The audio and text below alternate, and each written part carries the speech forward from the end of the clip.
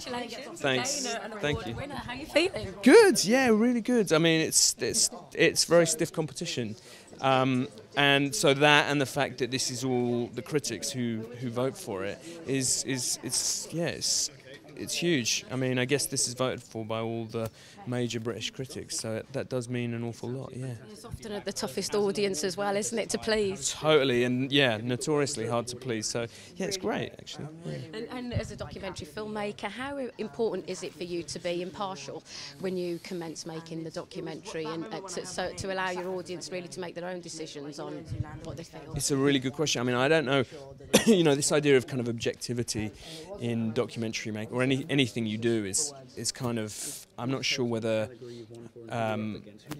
if that's not kind of an illusion of sort, you know, everything you do is going to be subjective, you're going to have your own emotional response. I think with this, you know, really this was a film which was about subjective truths, you know, which sounds like an odd sort of phrase, but I think, you know, there is this idea that perhaps truth is sort of what you choose to believe, or what you construct for yourself, which maybe suits you better than the facts. So really for me it was just about finding a way to represent all of those versions and allow you as a viewer to sort of navigate your way through it. Did you find as well, because obviously when you start to make a documentary, you're going to have a structure. Were there any kind of other common threads that you found that you didn't even think of when you first started making the film, as you began to speak to people and the story unravelled?